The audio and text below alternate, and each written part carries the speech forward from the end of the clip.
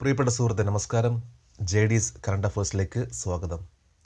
2021 ജനുവരി 6 തീയതിയിലെ latest current affairs general knowledge. ഏതൊരു എക്സാമിനും കറണ്ട് അഫേഴ്സിന് വളരെയധികം പ്രാധാന്യമുണ്ട്. നമ്മൾ ഓരോ ദിവസവും കറണ്ട് അഫേഴ്സ് അപ്ഡേറ്റ് ചെയ്താൽ തീർച്ചയായിട്ടും നമുക്ക് ഏതൊരു എക്സാമും നന്നായിട്ട് പെർഫോം ചെയ്യാൻ സാധിക്കും. ഇവിടെ ഈ വീഡിയോ ഓരോ ദിവസവും ലേറ്റസ്റ്റ് ആയിട്ടുള്ള കറണ്ട് അഫേഴ്സ് നൽകാൻ ശ്രമിക്കുന്നു. അതേപോലെ ഈ വീഡിയോ ഇഷ്ടമാവുകയാണെങ്കിൽ ഈ ചാനൽ സബ്സ്ക്രൈബ് ചെയ്യാൻ മറക്കരുത്. നമുക്ക് ചോദ്യങ്ങളിലേക്ക് പോകാം. Which British prime minister who was the chief guest at the 2021 republic day parade cancel his visit to India? 2021 റിപ്പബ്ലിക് ദിന പരേഡിൽ മുഖ്യാതിഥിയായിരുന്ന ഏത് ബ്രിട്ടീഷ് പ്രധാനമന്ത്രിയാണ് ഇന്ത്യ സന്ദർശനം റദ്ദാക്കിയത്? Boris Johnson. രാജ്യത്ത് കോവിഡിൻ്റെ വർധനവ് മൂലമാണ് ഈ പ്രോഗ്രാം അദ്ദേഹം ക്യാൻസൽ ചെയ്തത്. What is the name of the programme launched by the central government to make India a global toy manufacturing hub? ഇന്ത്യയെ ആഗോള കളിപ്പാട്ട നിർമ്മാണ കേന്ദ്രമാക്കി മാറ്റാൻ കേന്ദ്ര സർക്കാർ ആരംഭിച്ച പരിപാടിയുടെ പേര്? ടോയ്ക്കാത്തോൺ. കളിപ്പാട്ട രംഗത്ത് ഇന്ത്യയുടെ സാന്നിധ്യം വർദ്ധിപ്പിക്കുന്നതിന് വേണ്ടി നൂതന ആശയങ്ങൾ ടീച്ചേഴ്സിൽ നിന്നും കുട്ടികളിൽ നിന്നും സ്റ്റാർട്ടപ്പ് കമ്പനികളിൽ നിന്നും ഉണ്ടാകുന്നതിന് വേണ്ടിയാണ് 2021 ജനുവരി 5 തീയതി ടോയ്ക്കാത്തോൺ എന്ന പേരിൽ പുതിയ പ്രോഗ്രാം ലോഞ്ച് ചെയ്തിട്ടുള്ളത്. ഇന്ത്യയിൽ ഇപ്പോൾ കളിപ്പാട്ടം ഇറക്കുമതിയിൽ 80% പുറം രാജ്യങ്ങളിൽ നിന്നാണ്. Who will head the international jury of the 51st international film festival of India?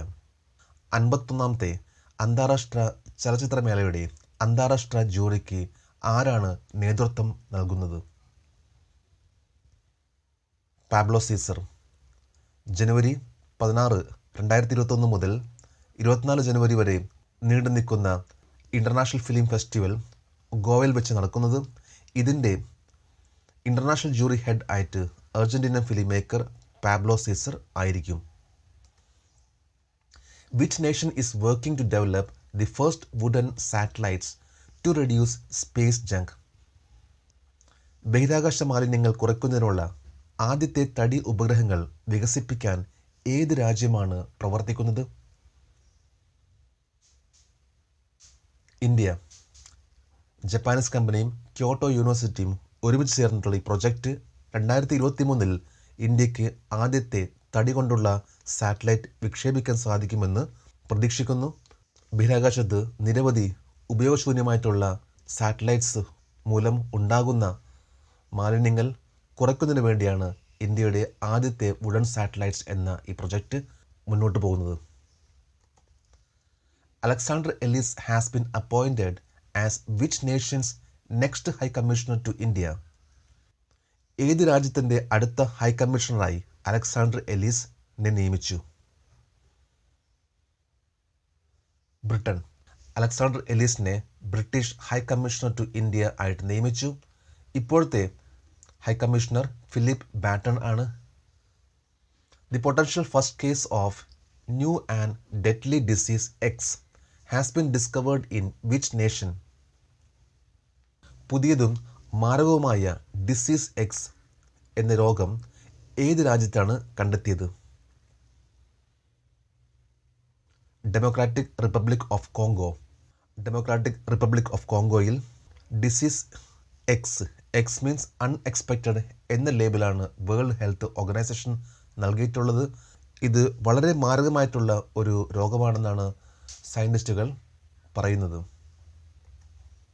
Who is topped in the Bloomberg billionaires index 2021? Bloomberg index 2021 ആരാണ് ഏറ്റവും മുന്നിൽ നിൽക്കുന്നത്? Jeff Bezos. ആമസോണിൻ്റെ ചീഫ് എക്സിക്യൂട്ടീവ് ഓഫീസർ ആയിട്ടുള്ള ജെഫ് ബെസോസ് ആണ് Bloomberg billionaires ഇൻഡെക്സിൽ ഏറ്റവും മുന്നിൽ. ഇന്ന് ലോകത്തെ രണ്ടാമത്തെ ധനികനായിട്ടുള്ളത് എലൻ മസ്ക് ആണ്. മുകേഷ് അംബാനിയുടെ പൊസിഷൻ 12ഉം ഗൗതം അദാനിയുടെ 36ഉമാണ് ബ്ലൂംബർഗ് ബില്യനേഴ്സ് ഇൻഡെക്സിൽ ഉള്ളത്. Who has been named the best footballer in Asia for 2020? 2020 ഏഷ്യയിലെ മികച്ച ഫുട്ബോൾ കളിക്കാരനായി ആരാണ് തിരഞ്ഞെടുക്കപ്പെട്ടത്?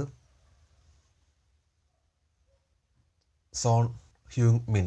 സൗത്ത് കൊറിയൻ ക്യാപ്റ്റൻ ആയിട്ടുള്ള സോൺ ഹ്യൂങ് മിൻ ആണ് 2020 ബെസ്റ്റ് ഫുട്ബോളർ ഇൻ ഏഷ്യ ആയിട്ട് തിരഞ്ഞെടുക്കപ്പെട്ടത്. സൗത്ത് കൊറിയൻ ബെസ്റ്റ് ഫുട്ബോളർ ആയിട്ട് ഇദ്ദേഹത്തിന് 5ാമത്തെ പ്രാവശ്യം തിരഞ്ഞെടുത്തു. 2021 ജനുവരി 4 തീയതി best footballer in Asia for 2020 പ്രഖ്യാപിച്ചു. ഇതിൽ സോൺ ഹ്യൂങ് മിൻ ആണ് തിരഞ്ഞെടുക്കപ്പെട്ടത്. നമ്മളിന്ന് ഇത്രയും ലേറ്റസ്റ്റ് ആയിട്ടുള്ള കറണ്ട് അഫേഴ്സ് ആണ് അപ്ഡേറ്റ് ചെയ്തത്. നമ്മൾ ഓരോ പ്രാവശ്യം ഇതേപോലെ അപ്ഡേറ്റ് ചെയ്താൽ തീർച്ചയായിട്ടും നമുക്ക് നന്നായിട്ട് പെർഫോം ചെയ്യാൻ സാധിക്കും. ഓരോ എക്സാംസും നമുക്ക് വളരെ കോൺഫിഡൻസോടുകൂടി പെർഫോം ചെയ്യാൻ സാധിക്കും. നമുക്ക് നാളെ വീണ്ടും കാണാം. Thank you very much.